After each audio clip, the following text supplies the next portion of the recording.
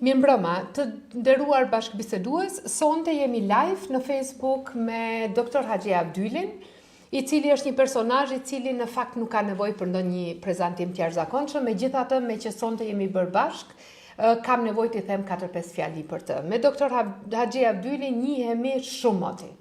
Dr. Haxhi Abdyli është ndër ata pak kryetar të Lidhjes Demokratike të Kosovës atëherë, të cilët janë zgjedhur me votë lirë, gjë që më pati bërë shumë përshtypje në atë kohë. Nuk e di cili vit ka qenë, 2014 fundi vit. Edhe e pata kontaktuar sepse u pata bërë kurreshtare si ka mundësi që në atë strukturë goxha të degradume një person të zgjidhet me votë lirë dhe prej atëherë asnjëherë nuk janë ndarë rrugët tona. Së bashku me Dr. Haxhi Abdylin, me presidenten e tanishme Vjosa Osmani, por edhe me një rreth shumë të madh njerëzish brenda LDK-s, kemi bërë maksimumin për ta reformuar pak nga brenda LDK-n. Realiteti ka treguar që kemi qenë pas suksesshëm, pra këmbgulja e atyre që nuk donin asnjë reformë në LDK ka qenë shumë më e madhe se sa përpjekjet tona gjigante për ta ringjallur pak atë parti e cila u duk qartë që në vitet 2012-2014 se ka ishte nisur. Prej atëherë nuk janë ndarë rrugët tona asnjëherë. Sot Dr. Haxhi Abdyli është deputet i Kuvendit Kosovës, kandidon për herë të 5, edhe është përveç të tjera është neurokirurg, gjë që shpesh na bën të harrojmë sepse është kaq veteran në politik, saqë na duket sikur profesioni i tij ka rënë në kategori të dytë, mirë po, të gjithë ata 10-100 njerëz të cilët kanë pasur rastin dhe fatin që ta përjetojnë edhe si mjek, vazhdimisht na rikujtojnë që ka edhe një anë tjetër të Dr. Haxhi Abdylit, i cili është mjeku, i cili është profesionisti i pasionuar dhe i përkushtuar. Mirë po sonte kemi ardhur të flasim për zgjedhjet. Sapo jemi duke ardhur nga tubimi elektoral, tubimi zgjedhor që patëm me Partin Guxo në hotelin Sirius, ku mysafirnderi patëm kryeministrin e Republikës Albin Kurtin, mirë po patëm edhe një pjesëmarrje jashtëzakonisht masive në këtë tubim. Doki, si e përjetove ti këtë tubim, sepse ti ke eksperiencë në këto zgjedhje edhe secila palë zgjedhje i ka specifikat e veta? Në këto zgjedhje vret një frymë e re, një frymë e cila është për vazhdimin e punëve të mira, të cilat na kanë mbet në gjysmë pas një blokade të cilën u shkaktu pa nevojshme nga partitë opozitare dhe si duket njerëzit po i dalin zot, sikur me thonë Kosovës, për ta dalë nga kjo blokadë.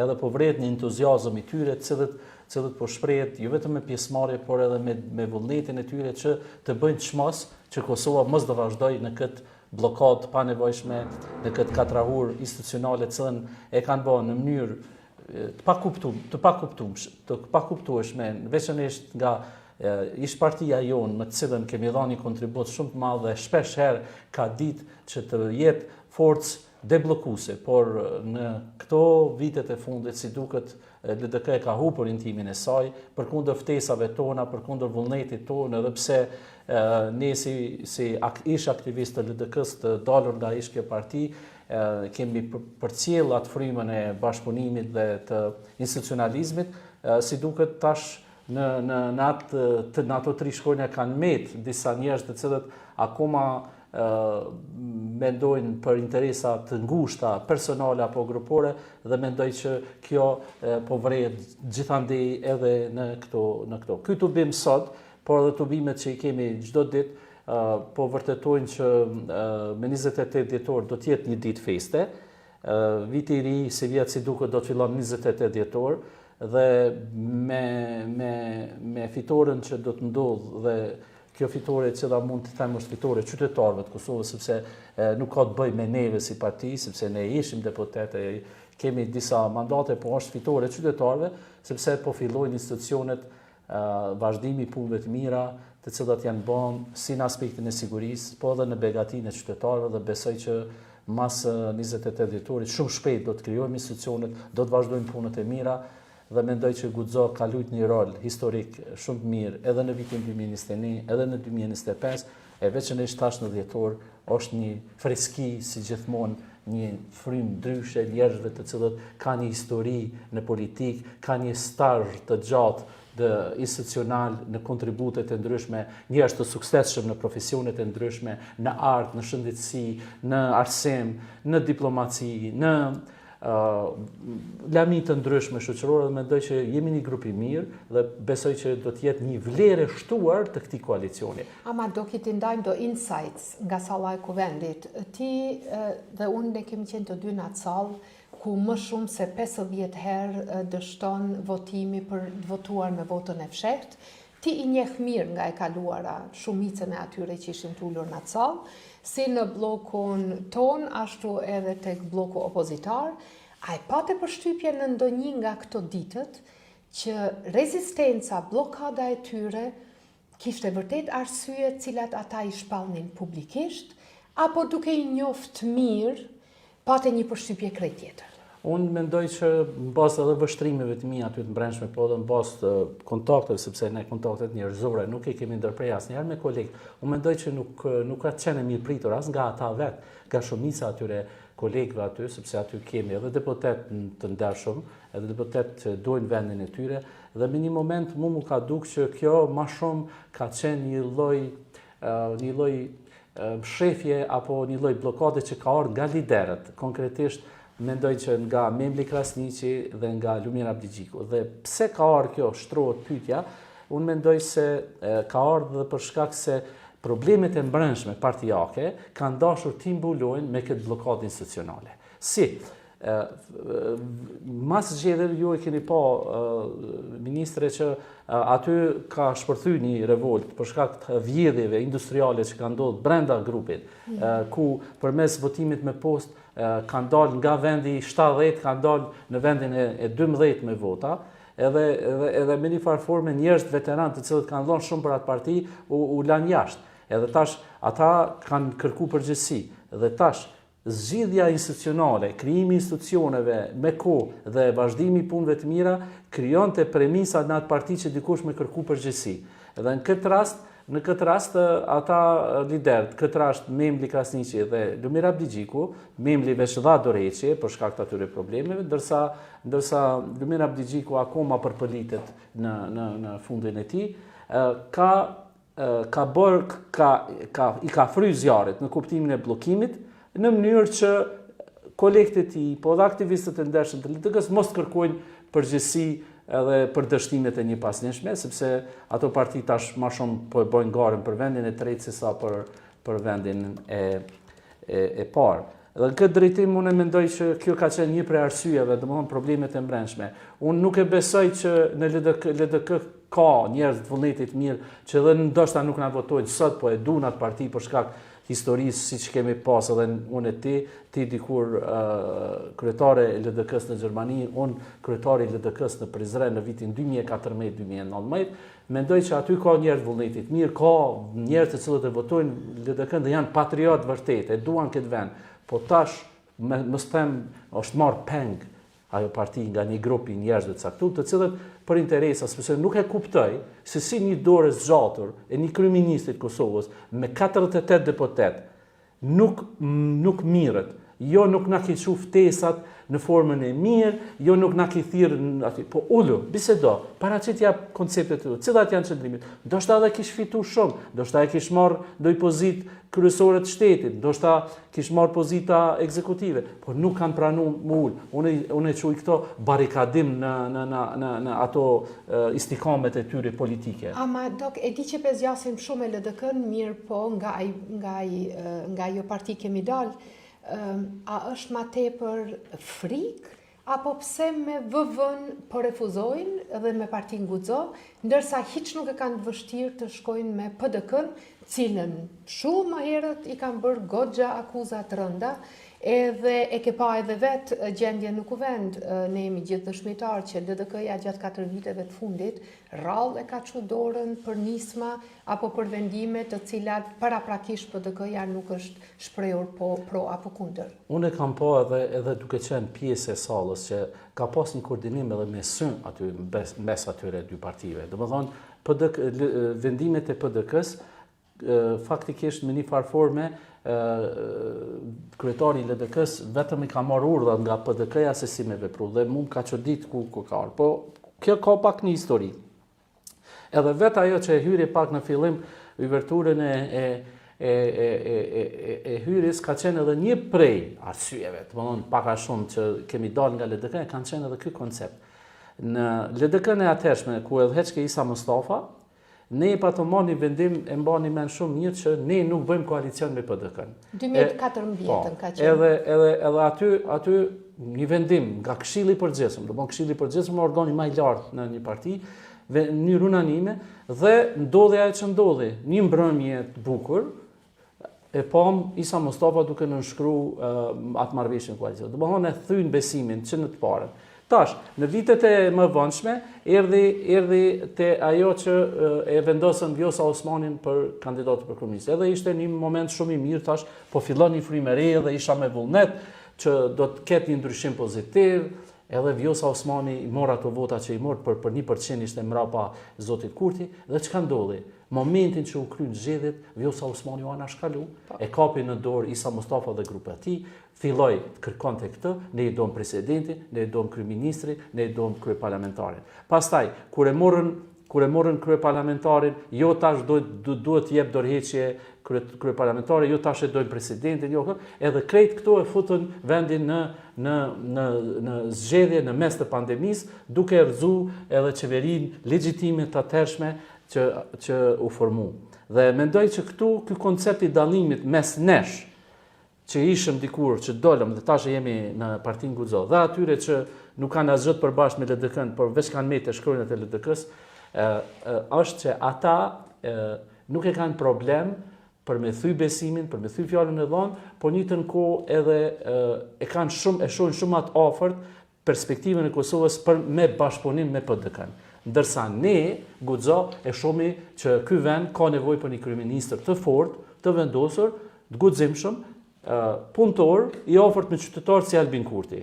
Dhe këtu është ai dallimi i vogël, me thonë, jo fort i vogël, por shumë i madh ndoshta, po dhe këtu po na dallon me ata. Tash kjo na bën që mu kriju dy bloqe politike, bloku jon politik ku ne e kemi kryeministrin Kurti si pris të këtij koalicioni, edhe ky blok politik që nuk kanë kokë. Ose që i kanë shumë koka. 7-8 koka, e me 7-8 koka nuk funksionon. Ta qytetari duhet me vendos. Don një kryeministër apo don një 5 kryeministra, sepse një herë ju kujtohet Ramosh Haradinaj i pat propozuar edhe me rotacion kryeministrat, ka 6 muaj, ka 1 vjet, domethënë kryeministrat që do të punojnë me ka 1 vjet, secili kështu që unë mendoj që tash jemi në një fazë ku nda shapi për sheqerit, edhe mendoj që qytetari po e sheh, dhe mendoj që vendimet e tona, ndoshta ndonjëherë kanë qenë të vështira, po unë kur e kthej në retrospektiv, unë mendoj që ka qenë vendimi më i mirë i mundshëm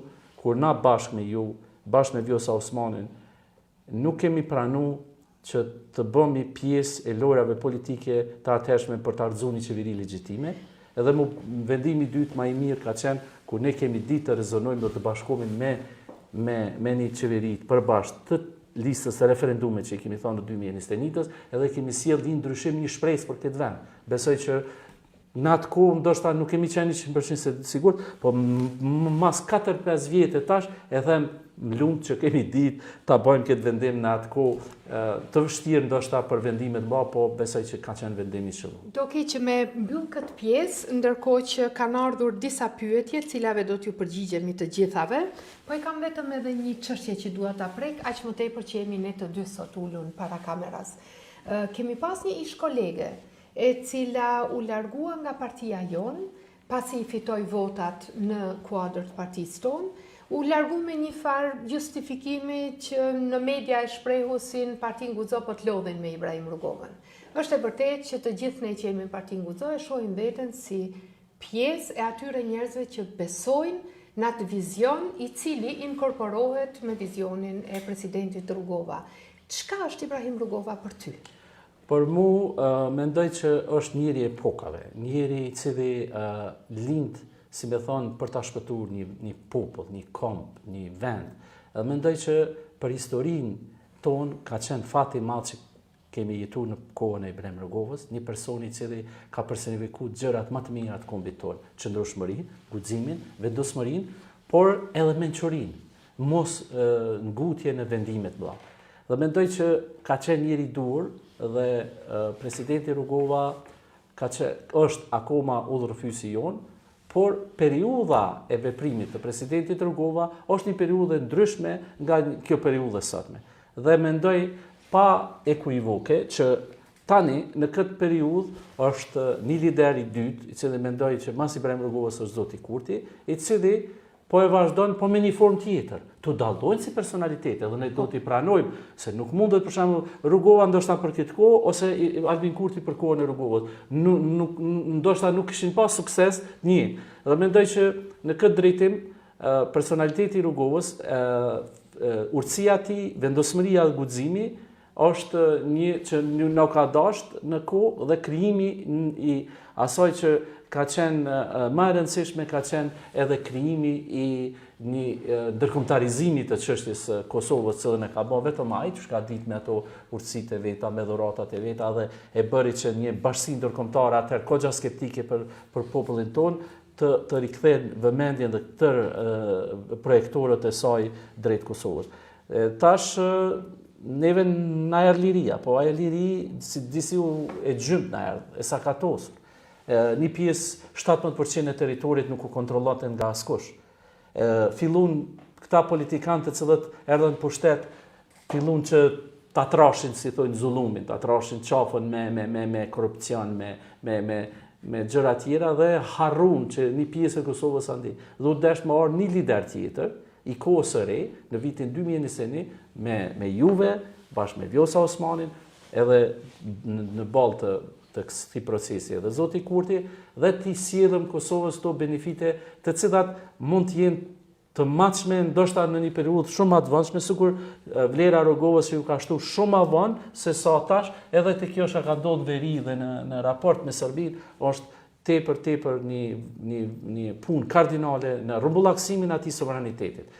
Kështu që unë më kujtohet ajo kolegja që pa dal nga partia jonë, e për cilën ju keni qenë shumë e angazhuar që të bëhet deputete, edhe normalisht është shumë vlerë juaj ajo.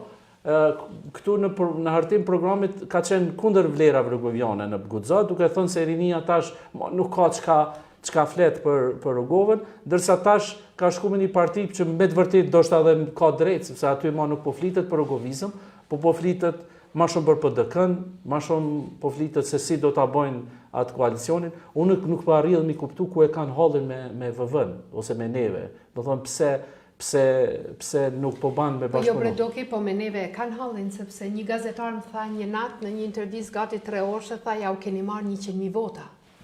Po. Unë ja ktheva, nuk ja kemi marrë, ata i kanë humbur 100.000 vota, sepse po t'ishte LDK-ja në fundamentet e veta, atëherë nuk do të kishim mundur. Mirë po kaloj për shkak që t'jetë më interaktive dhe ju ftoj që t'na dërgoni pyetjet tuaja, të cilave do të përpiqemi t'ju përgjigjemi një nga një, po edhe nëse nuk arrim, na i rikujtoni ju lutem përsëri. Jetmir Buzhala shkruan, ministret kanë sulmuar shumë për mungesë njohjeve, tash që po vinë shtete njohëse, si e komentoni?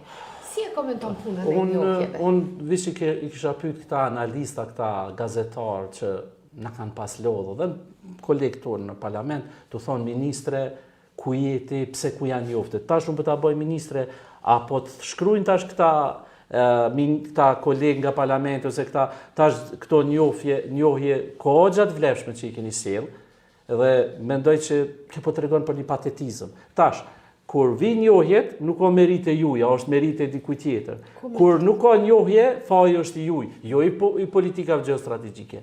Pastaj mos harrojmë edhe një gjë. Njohja më e madhe është bën me liberalizimin e vizave.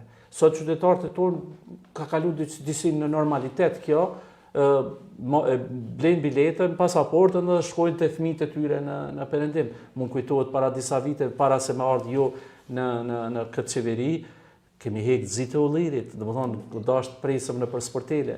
Dhe mendoj që neve qytetari kam në vlerësu me punë, jo me fjalë. Unë e di që ju, duke juve në modestin e juj, ju nuk keni dëshirë që dilni edhe të flitni për veten e juj.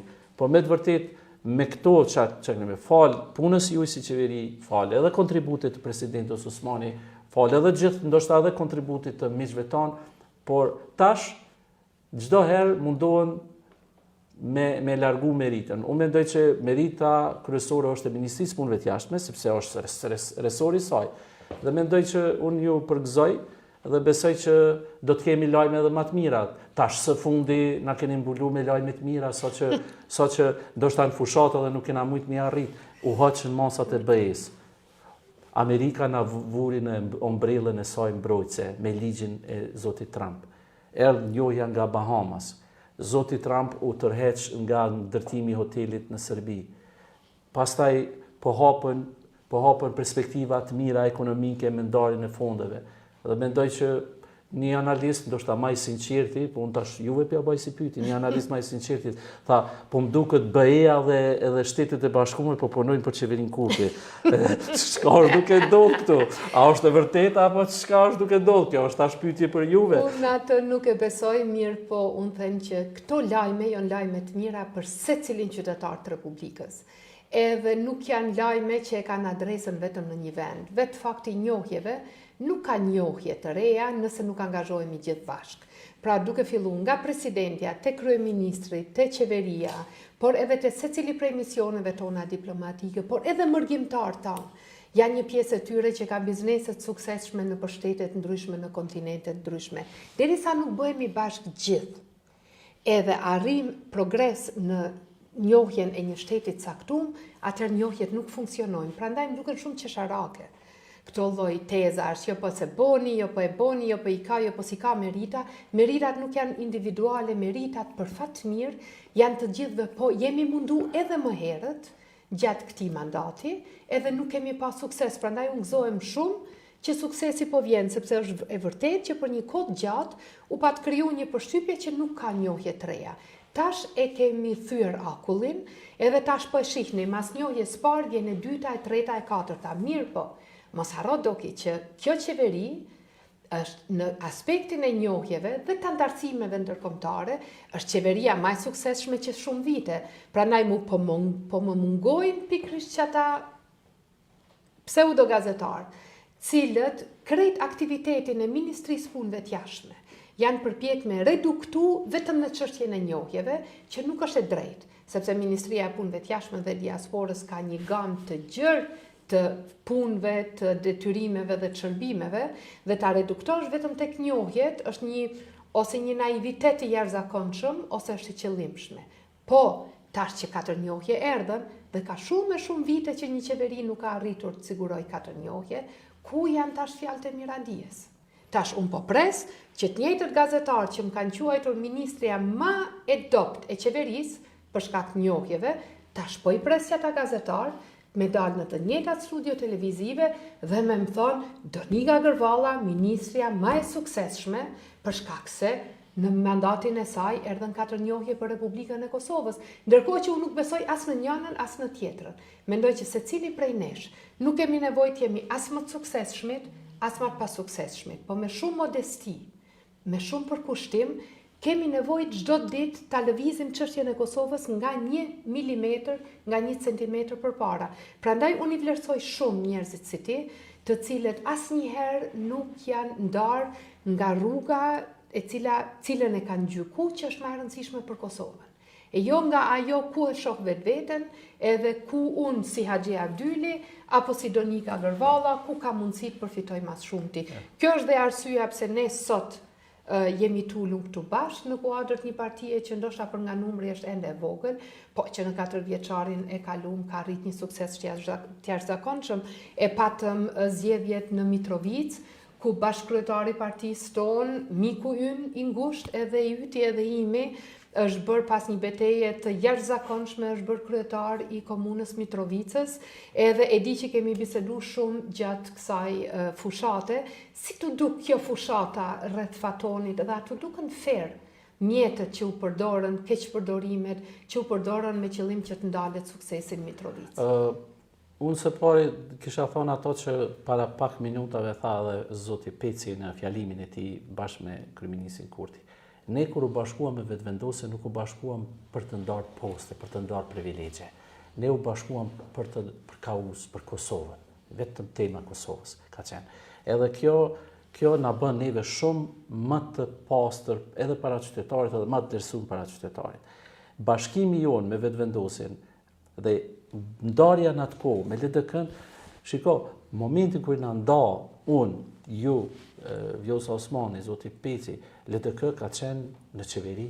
Domethënë, ne kena mujt, veçanërisht ju dhe ndoshta edhe ne të kemi edhe pozita qeveritare, por ne kemi zgjedh, si me thonë, të ja dojmë mirën vendit që të punojmë për një Kosovë ndryshe.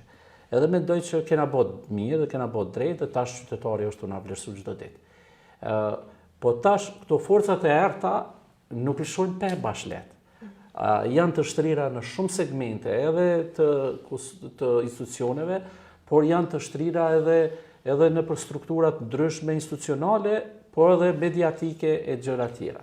Dhe kjo mënyrë e veprimit të tyre me çdo kusht kanë bërë çmos që ta ndalin suksesin e kësaj qeverie. Dhe ku ma mirë se dhe ku do të ishte kjo goditja më e madhe ndaj këtij koalicioni dhe ndaj frymës së këtij ndryshimi ishte Mitrovica. Pse Mitrovica është rrot pyetja? Mitrovica o vija parë e frontit me Serbinë. Mitrovica o vija parë e luftës së kontrabandës. Mitrovica është historikisht vendi ku janë thyer perandorit. Edhe në këtë kontekst zoti Peci bashkë me zotin Kurti, me një fushat shumë të vlerësume, derë më derë, i ka bërë që të mblidhen të gjitha forcat, të gjitha partit, sepse tash këtu ta kemi qartë, ne nuk jemi ngarë me PDK-n, këtu jemi ngarë dhe me LDK-n, edhe me AK-n, edhe me Nismën, edhe me do parti tjera, edhe me do grupe bizneseve të çuditshme të cilët investojnë në këtu. Edhe kjo... Ku peshe dallimin kryesor mes PDK-s dhe LDK-s? Faktikisht, me mi ndasim e mi vrau. Nuk po mund mi dallu fare. Domethënë edhe disi dyqysh edhe pak hymbim di Krasiçi me Lumirin dyqysh më kanë dokt njëjtë, tash edhe ky edhe ka karakteri edhe ka qëndrimi edhe kështu, po tash Memli është Bedriu dhe ai duket njëjtë. A u habite kur dha dorëheqjen me Memli Krasiçi? Unë u habita pak, po kjo ka qenë e pritshme sepse aty vetëm vlonte dhe besoj që ata e kanë ditë që janë duke shku poshtë, po edhe kjo tregon që aty ka tjetër kryetar, janë do grupe parapolitike që udhëheqin dhe mendoj që LDK besoj mas këtyre zgjedhjeve, unë mendoj që LDK do të kthjellet, edhe do të ulemi edhe do të bisedojmë cila është më e mira për Kosovën. Nëse ne e shohim nevojshme për një bashkëpunim, se na kena me pas edhe procese tashme, njëra prej proceseve tashme është edhe në pranverë dhe zgjedhja presidentit, dhe mendoj që ne do të vazhdojmë me dorën tonë shtrirë dhe ndaj LDK-s, përkundër asaj që unë e di që në zgjedhjet e 28 dhjetorit ne do ta kemi fitoren bince, qeverinë ndoshta do ta bëjmë vetë, besoj fort që do ta vetë, duke e pa krejt këtë entuziazme, duke e pa këtë fluks të imigrantëve, mu tash ndoshta më takon pak t'ju pyes edhe si ministre punëve të jashtme, mërgjimtarët vëllezërit tonë janë duke ardhur tash çdo ditë po i shoh. Qysh është gjendja, janë duke ardhur me çfarë përqindje, me çfarë numra, ndoshta ju do të keni pak numra më shumë, edhe si është gjendja, se po kam edhe pak ankesa, për shembull disa po thojnë kemi vonesa në për kufe, bili njëri na ki shkruar mos e nisni tubimin se kena marrë kufe në Merdare. Na fatkeqësisht e krym tubimin, po më intereson çu është gjendja, sa kosovar pritën, sa kanë hyrë dhe se po na intereson po edhe pesho edhe qytetarëve të cilët po pyesin për këtë çështje. Vetëm gjatë ditës djeshme Doki ka pas më shumë se 90.000 hyrje në kufit e Kosovës, që i bie që janë edhe mërgjimtar, po janë natyrisht edhe njerëz që kanë qenë për një kohë të shkurtër në shtetet fqinje, po sido që tjetë numrat janë të jashtëzakonshëm, sepse qytetarët tanë nga Mërgata vinë për me kalu festën, vinë me pa familjet e tyne dhe në fundit vinë në shtëpinë e vetë. Dhe gjithë këta që përpiqen edhe me auheq të drejtën e votës, edhe me i përqesh, dikush i qunë gërnaqa, dikush na qunë shaca. Unë për vete jam shumë krenare me shacat e mi edhe me gërnaqat e mi, sepse janë njerëzit të cilët pa asnjë përfitim personal gjithmonë janë angazhuar me qëllim që Kosova me u qenë sa më mirë edhe sa më afër shteteve ku ata jetojnë. Po ja, nga Frankfurti na ka shkruar njëri, thot ju Donika Gërvalla Shvarc, sot më erdhi mundësia ta hek në shtetësinë serbe në Gjermani. Do që ti ke shumë miq për krahës, të afërt, familjar, jashtë vendit dhe sidomos në Gjermani. Si mendon ti që janë ndje ata që për vite e vite janë detyru që ende me mbajt në shtetësinë e Serbisë në dokumentat e tyre dhe pse ti mendon që nuk ka qenë e rëndësishme kjo iniciativë për ta marrë edhe pse u desht që vetëm këtë mandat edhe ambasada, edhe konsulatat, edhe qeveria, edhe presidenca të bëhemi bashk edhe t'ju kërkojmë Gjermanëve që t'iqet kjo mundësi. Çka do të thotë, si mendon, çka do të thotë për një mërgjimtar fakti që ka ikë nga Serbia, ka humb familjen, ka humb pasurin, ja ka ndjek shtëpinë dhe prapë në dokumentat e tij e ka pas shënuar shtetas i Serbisë. Kjo është fyrja më e madhe që ju ka bërë aty në qytetarëve. Fyrja më e madhe që na ka bërë neve si familje. Kur e dim sot akoma ne jemi duke kërkuar me mira eshtrat njerëzve të cilët na ka zhduk Serbia, edhe ata ta majnë vulën e një shteti okupator. Dhe unë ju përgëzoj shumë për qëndrimin e juaj koherent, të vazhdueshëm ndaj shteteve mike. Unë besoj që ka edhe shumë kërkesa që jemi duke i bërë. Për shembull, njëri nga mërgjimtarët, për shembull, ka ankesa ose kërkesa për shtetin e Slovenisë, për shembull, për qëndrimet e shtetit sloven, pronave. Unë e di dhe e njoh përkushtimin juaj, po kjo që keni bërë shumë e mirë dhe shumë e qëllueshme që ne nuk është shpallja e pavarësisë akt. Edhe ky akt është një lloj pavarësie, kur ti nuk ke të bëj me një pasaport një shteti, veçanërisht sikur Serbia. Sa i përket kësaj që mërgjimtarët, unë them shpesh që mërgjimtarët, për shkak që janë të liruar nga interesi personal në Kosovë, në kuptimin e përditshëm, ata disi e shohin më pastër, më mirë situatën politike në Kosovë. Edhe duke qenë jashtë atje, janë shumë të informuar, më çudit sa mirë janë të informuar, por njëtën kohë janë shumë të kthjellët në mendime dhe në qartësinë e tyre për perspektivën në Kosovë. Edhe mendoj që është shumë mirë që ju keni luftu bashkë me zotin Kurti që të jetë një datë e pranueshme. Unë me të vërtetë më dhimbsen këta partitë opozitare se ku kanë ra. Domethënë me çdo kusht për disa ditë kanë kundërshtuar datën 28 dhjetor. Pse me 28 dhjetor keq, po vini vllazërit, motrat, s'ka familje që nuk i kemi. Unë i kam 3 motra, 3 aty kam në mërgjim. Dhe edhe ato kanë marrë me votu. Pse te koka keq me votu edhe ato? Pse duhet një mërgjimtarit mja vështirësu këtë një akt simbolik? Pastaj jo kërkoj me 14, jo me 21, veç me 28 jo. Edhe erdhi 28, pastaj e akuzun presidentin Osmani se e ka bë datën, edhe ke arsyetimi zonjës Osmani, ke shumë i mirë, po qëllimi jam është bashkë mirë që po votohet atë ditë. Edhe pse ju keni problem, do të thonë me vullnetin e tyre për të votuar, atëherë pse s'po thoni që edhe remitancat e tyre nuk më na duan. Po jo bre, po bota demokratike lufton që sa më shumë qytetarë me dalë të kutia e votimit, sepse atëherë është edhe më i plot, edhe më i qëndrueshëm, edhe më real opinioni që e marrin pas atyre votave. Mirë po që zoti Lulzim Hajru... Jo, po ashtu edhe dalin e kemi tult na. Do të thonë nuk e kalojmë 50%, po hajde po dalin 60%. Prapë është e ult. Në vende demokratike deri 80% votojnë. Apo më ndihmon pak që ti ndihmojmë një qytetari, Hajrullahu, i cili thot asnjë njohje se kemi prej Kosovës nga kjo qeveri, skandale kanë plot, e për xhepat vet ma shumë ju intereson se për popull marrë ju koft. Apo i ndihmon bre pak? Unë këti muj me të thonë. Do më thonë, në Ministrinë e Punëve të Jashtme, unë kam qenë antar i Komisionit për hetimin e punës e Ministrisë e Punëve të Jashtme në Komisionin Parlamentar, edhe mendoj që aty ka qenë krimi konkret në atë ministri, në Ministrinë e Punëve të Jashtme. Ardhja e zonjës Gërvalla, ndalja e punësimeve pa kriter, ndalja e shpenzimeve enorme pa kriter, edhe për gjëra shumë pa nevojshme për diplomat, ka bërë që me të vërtet të ketë shumë punë në atë ministri dhe të rikthehet në binar ku sot ne kemi arritë që përmes atyre kursimeve të blejnë ambasadat tona dhe nuk mos pagujmë qira marramense.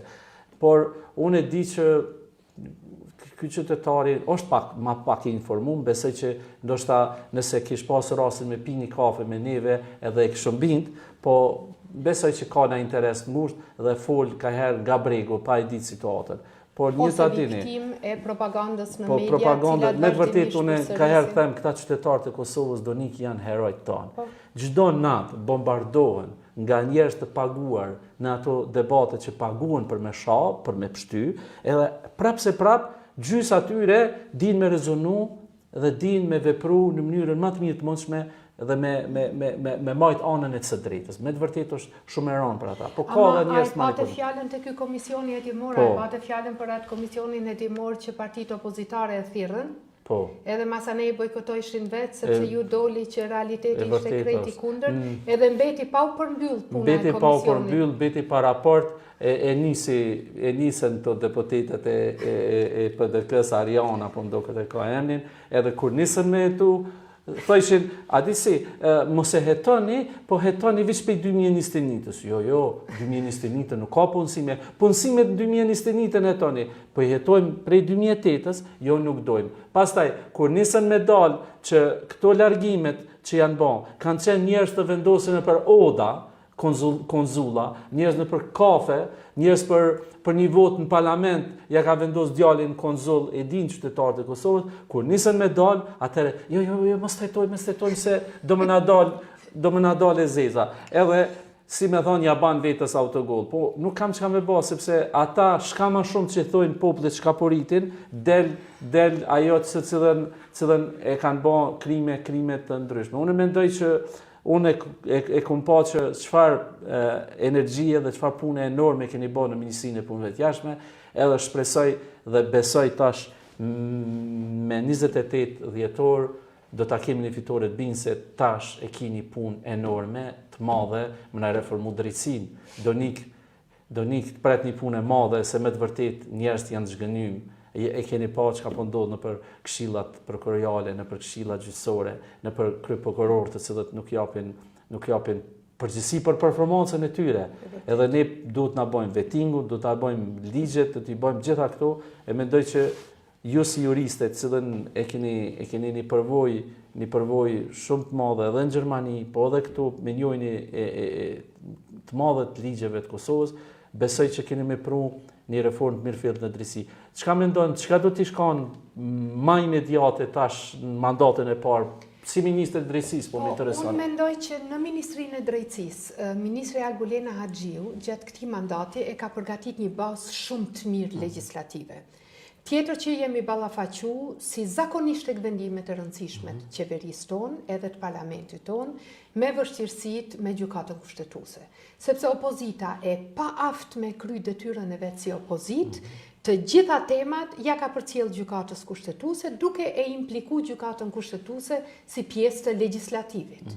Është e vërtetë që gjykata kushtetuese jep fjalën e fundit, mirë po për tema që i përkasin gjykatës kushtetuese dhe jo opozita gjithkund ku e ka pa veten të pa aft me ndiku në proces, qoftë edhe përmes bashkëpunimit, gjitha ja ka përcjell gjykatës. Kjo ka ndodhur edhe me ligjin për byron për konfiskim pasurisë pa justifikueshme, po gjithashtu edhe me ligjin për vettingun, të cilin Ministria e Drejtësisë ka koordinuar edhe me Komisionin e Venedikut. Jam shumë e sigurt që bllokada e cila ka ndodhur gjatë këtij viti ka të bëjë shumë edhe me ligjin për byron dhe me vettingun në drejtësi, sepse është ashiqari duket secili qytetar i sheh shtëpitë, i sheh vilat, kur ulet dhe i llogarit pagat e sektorit publik, nuk del llogaria kurse si. Nuk kam përkundrazi, jam shumë e lumtur për secilin qytetar të Kosovës, i cili ka kushtet e mira jetësore, i cili ka bërë një farë pasurie, mirë po jo në kurriz të buxhetit shtetit e jo në kurriz qytetarit. Prandaj ligje për byron edhe ligji i vettingut janë ato fundamentet të cilat kanë për ta këtë polemikën e jashtëzakonshme dhe politizimin e jashtëzakonshëm të shoqërisë tonë, edhe kanë me ndikuar që shoqëria jonë të jetë më e drejtë, më e barabartë, edhe që qytetari ynë ta dinë që hajnat vërtet janë burg, ndërkohë që shteti ecën zhvillohet në të mirë qytetarëve.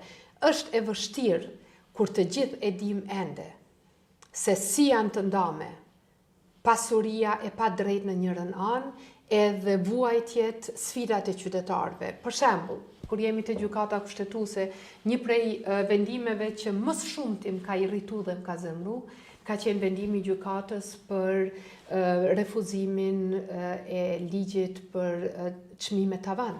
Sepse në njërën anë çdo ditë na sulmojnë në media që çmimet janë rritur tek ne, janë rritur dhe në gjithë Evropën, në shumë e vërtet, mirë po në anën tjetër kanë bërë çmos që një ligj i cili ja kufizon tregtarit mundësinë me i rrit pa kontroll çmimet, tërzohet nga gjykata kushtetuese. Prandaj anomali tilla ka shumë në shtetin ton, edhe me një drejtësi në të cilën gjyqtarët kalojnë nëpër një proces të vettingut, prokurorët kalojnë nëpër një proces të vettingut, ndërkohë që gjyqtarët të cilët janë shumë të ndërgjegjshëm, shumë punëtor dhe shumë të guximshëm, e kanë një shans me tregu profesionalizmin dhe guximin e tyre. Pra duke ecur në të dyja sferat, mendoj që drejtësia gjatë 4 viteve të ardhshme do të marrë edhe një hof të ri, krahas kësaj që është bërë gjatë këtyre 4 viteve. Mirë po, Enver Kaqiu na kritikon, Haxhi. Na thot, shqyqyrë si jeni dal, po hiqni ata flamujt rrugovës, e qitne dejonën edhe hajnat e VV, turp duhet me ju ardhë. Ke pas njëherë një postim shumë simpatik. Ndërkohë që Dejona Mihajli sulmohej shumë nga kundërshtarët e koalicionit ton, dhe i thonin që po ja shkruan fjalimet e po i bën kështu, ti pa të dalë me një reagim, pa të thonë, po ndihemi ofenduar se që ngam i vetmi deputet që Dejona Mihajli s'ma ka shkruar asnjë fjalim. Flamuri Dardan, pse partia guxo? Tash e ke bash mbas vetes. Pse partia guxo krahas flamurit shtetëror të Kosovës, flamurit kombëtar, flamurit partisë guxo e mban edhe flamurin Dardan. Çka të lidh ty dhe aktivistat e partisë guxo, çka të lidh me këtë flamur? Ne, në historinë tonë, më të re, që nga vitet 90, ne jemi rrit dhe jemi motivu me flamurin Kuqezi, por edhe me flamurin Dardan që i ka edhe këto elementet dhe vetë historia e daljes së këtij flamurit nga presidenti i atëhershëm, i cili e ka shpalos këtë flamur, neve na ka bë që ta kemi edhe ta respektojmë në mënyrën më të mirë të mundshme. Po unë e di që tash ky flamur Dardan e ka marrë atë vlerën e vet institucionale për herë të parë me presidentin Vjosa Osmani, se edhe në të kaluarën kjo është lënë në harresë. Unë ju them këtyne se unë ndihme shumë mirë kur këta militantat, domethënë që shpeshherë nuk gjen asnjë arsye me kritiku, me na kritiku edhe e kapin, e bëjnë një gogol, domethënë e bëjnë nga, si thot populli, nga lloçi me zbuluni armik të popullit, edhe janë gjesin emnin. Faktikisht Dejona Mihajli është një aktiviste vetvedosës nga fillimi, punon si eksperte në ato grupet e eksperteve, absolutisht nuk është në farë vendimars në atë parti. Mu kur as nuk ka shkru, as nuk ka thirr, as nuk ka thonë fol këto, a mëse fol këto. Dhe më thonë, momentin kër jemi taku, kemi përshëndet në njërën më të mirë të mëshme. Unë kam një bindje që dyqysh disa, veçanërisht në BDK, po edhe BDK, disi, më sta them, në ashtë ta më fjallë e rëndë, po disi ju pengon që është i Shqipërisë. Disi e kanë një farë urrejtje që është nga Shqipëria. Mos e kanë këto një farë në ndërdije. Mos ta them kështu, dështë ta publikisht, po unë e them publikisht se nuk njihem se i tillë. Unë mendoj që pse më nuk na vjen marrë kaq sulmtash për i bëjnë, pse ajo punon dikun me një institucion këshillit ekspertëve. Ministri i Arsimit ka qenë nga Kosova, Ministri i Punëve të Jashtme ka qenë nga Kosova në Shqipëri, zëvendës ministra ka pas nga Kosova, drejtorisha e KIS ka Kosova, tash e kemi drejtorin e portit nga Kosova. Do thonë, Shqipëria po i ban, askush nuk e shon atje, ne miremi ton ditën Dejona, kush është Dejona? Çka është Dejona? Dejona është një aktiviste, thjesht, absolutisht, as nuk ka post publik, as nuk ka post, për ndryshe, ata vetëm duhet mi thonë atyne, këtyne militantëve që po thojnë për pjakan hallin e flamurit Dardan, unë menoj që pyet në Lumir Abdigjikun, pse e ka hek fotografinë e presidentit, dërsa fotografia e presidentit, ndoshta kamerat nuk pezon këtu, është atje. Pse e ka hek fotografinë e presidentit Rugova nga salla e mbledhjeve të LDK-s? Pse? Se ai është një lider i vogël. Si lider i vogël, nuk po mundet me duru një frymë si presidenti Rugova dhe po dorë më bo lider i madh. Lumir Abdigjiku i them edhe këtij komentuesit kur nuk ka më bo lider. Ai mas shumti që mundet më bo ministër i zotit Kurti, por lider nuk ka më bo. Ma më vje keq, por më tregoni mas pari, unë jam edhe pjesëtari, kam qenë pjesëtari i luftës. UÇK-ja nuk është e PDK-s. Unë kam qenë edhe antar i LDK-s në vitet 90-ta në nëndegën e lagjës time, dërsa në vitet pas luftën 2014 kryetar i LDK-s. Vlerat rrugoviane nuk janë veç LDK-s, edhe na kemi pjesë të asaj. Dhe më thonë, mos u mundoni me marr tapin për një projekt, për një. Ajo është pasuri kombëtare, politike, si UÇK-ja, si rrugovizmi. Po, partitë kanë programe, kemi dallime, po këto vlerat janë vlerat shtetit tonë, unë konsideroj që shtu, janë vlerat shtetit tonë. Doki, këtë flamurin ndërdan na e marrim me vete në tubimet përbashkëta që i bëjmë me lëvizjet vendosje, gjithkund ku jemi ne e shpalosim. A ka rënë ndonjëherë me pas në një problem me ndonjë aktivist militant të lëvizjes vendosje pse kemi me vete këtë flamur? Absolutisht nuk na ka rënë. Respektohet vazhdimisht, edhe ne duhet të themi kështu. Unë tash si deputet, kam qenë me dhjetra, më them me qindra mbledhje grupit parlamentar. Tash dikush mund të thotë, jo po kështu vetvendosja, jo aty pyetet veç një lider. Unë vi prej 2 shkollave politike. Kam qenë zyrtar i lartë i LDK-s, edhe kam qenë në grupin parlamentar të vetvendosjes si Partia Guxha. Por me të vërtet, unë kam pa që në atë grup parlamentar, shpesher Donika Gërvalla, Haxhi Avdyli, Faton Pejci, ka diskutu, nuk u pajtu, ndonjëherë kemi pas sukses me shty ide tona, ndonjëherë ndoshta nuk kena pas sukses, por absolutisht nuk e kena pas as një problem më të voglin që ne me kundërshtu edhe me mos më pajtu për çështje të ndryshme. Ne nuk kena dalë tash nëpër media, qysh kanë prit këta, sigur qysh e bajshin PDK-ja nëpër podrume erëzojshin qeverinë, e qysh ja bajshin kulaçin një tjetrit, ne nuk i bajmë ato. E qysh presidenti s'fliste me kryeministrin, kryeministri nuk fliste me ministrat s'flisnin me me zëvendësministrat e tyre. Në atë moment që e bajmë ato, ne dëmtojmë shtetin. Ne kemi bërë një kontratë, ne përfaqësojmë do vlerat tona, vetvendosja i ka do vlera, ne ja respektojmë vlerat e vetvendosjes, ja respektojmë idetë tona, ata na respektojnë tonë. Ne kemi bërë një kontratë, si çdo parti tjetër në botë që bëjnë marrëveshje koalicioni dhe mendoj që ka funksionu. Unë jam shumë krenar, Donik, që ju na keni bërë krenar me punën e juaj në atë qeveri. Nuk pa dashur me fol asnjë fjalë, se ka pas edhe ministra tjerë, por ju edhe zoti Peci, me performancën e juaj që keni treguar në këtë ministri, na keni bërë krenar dhe neve si deputet, besoj që edhe ne me performancën tonë në parlament, por gjithmonë kemi sjell do një lloj vlere të shtuar këtij koalicioni. Ky koalicion ka me vazhdu, jo pse neve na duhet diçka ky koalicion për çështje personale, sepse na jemi aty ku jemi.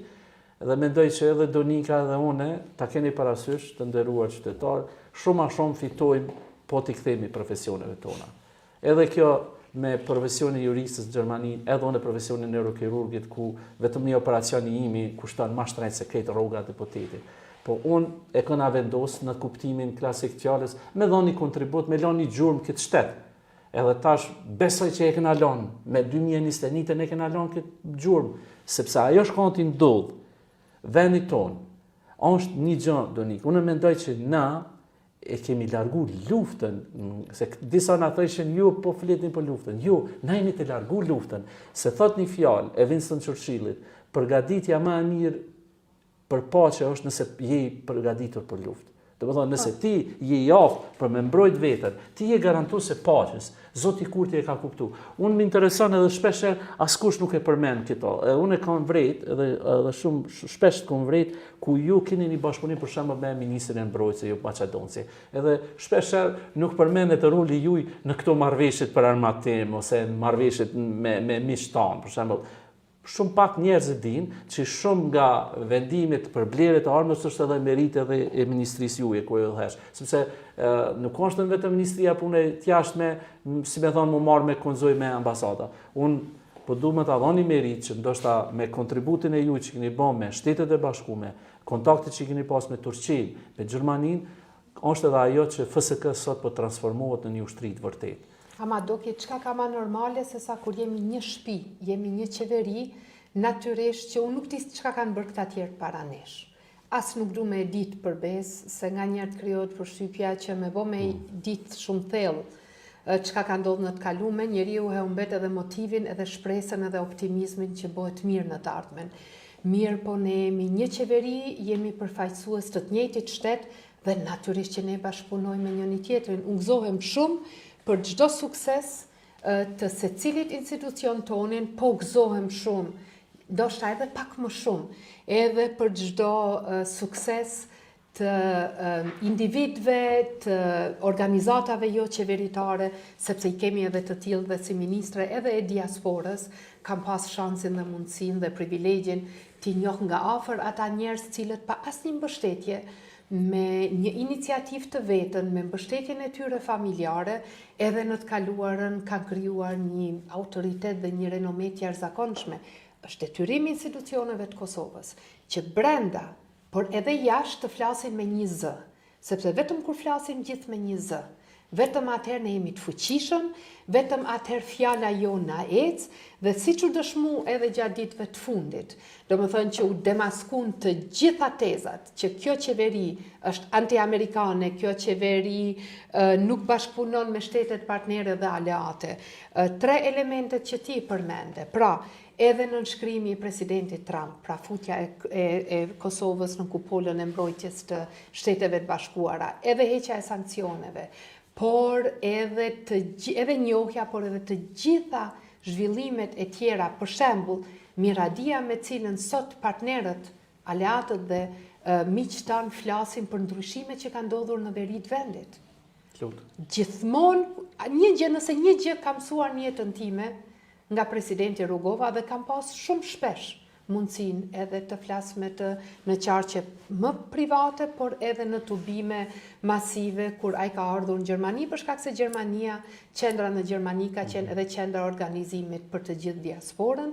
Nëse një gjë ka mësuar nga takimet dhe nga fjalët e tjerë, që nëse ti nuk luan me fatin e vendit tënd, nëse je i vendosur dhe i qartë në atë çka kërkon, edhe gjen mënyra të qeta, të mençura për t'ja përçuar partnerve, gjithmonë kanë për të të vlerësuar më shumë, kanë për të të përkrahur më shumë, dhe çka ka më normale se sa të kesh debate edhe me miq dhe partner, ashtu siç i kemi nganjëherë edhe unë e ti, për tema parimore, po siç i kemi shpesh edhe në rrethet më të ngushta dhe me familjet tona. Por po e shoh që kemi shumë, jashtëzakonisht shumë mesazhe miradie dhe përkrahjeje që na kanë ardhur sonte. Edhe me qenë se ora vajti 21, edhe e kemi rezervuar 1 orë këtë bisedë, të falenderoj shumë për kohën. Nëse ban edhe vetëm edhe një mesazh të fundit, unë të falenderoj shumë për krejt bashkëpunimin që e ke pas si ministre, me neve si deputet që na ke respektu, na ke nderu, por edhe për punën që e ke bo edhe në sferën institucionale, por edhe në sferën partijake, dhe sot Kosova po hec në hapat sigurt, dhe besoj që puna juaj tash në një sektor tjetër ka me sjell një gjurmë të re në Kosovë, unë vetëm tash është detyrë që e qytetarit, si me thonë, mja dhonë punën kësaj qeverie. Punësimi i kësaj qeverie, ose fillimi i punës o më 28 dhjetor, edhe që në mënyrë masive na votoni, sepse nuk është vetëm vot personale, po vot për një qeverisje që të vazhdon, edhe mendoj që një gjë duhet ta them, po, na ishim edhe deputet, por nuk është që vota veç për deputet është ajo e vlefshme, është që kjo qeveri me marr krah. Kështu që mendoj që na duhet një fitore pak më e madhe, sepse vetëm vota ndaj nesh për deputet, po edhe për neve është e vlefshme, po është një votë që na nevojitet masive dhe me 28 dhjetor ta kemi qeverin Kurti me mandat plot edhe ne si deputet. Tash normalisht Donika me numrin 3, unë me numrin 27, po kemi numra shumë të mirë, njerëz shumë të respektuar, të cilët e meritojnë, edhe pastaj të bëjmë atë punën tonë aty ku jemi, dikush në parlament, dikush në qeveri, po gjithmonë në të mirë të qytetarëve. Edhe kjo ka më qenë parimësia dhe besoj që do të vazhdojmë edhe shpresoj që me 28 dhjetor do të festojmë bashkë, me 29 nuk kemi kohë për festë, do të më punu. Doki, faleminderit. Me të 28-in, në mbrëmje shihemi përsëri në zyrën tonë në Prishtinë. A e bëjmë një live atë? Edhe e bëjmë një live, po e bëjmë një live pak më ndryshe. Faleminderit. Shihemi. Shihemi.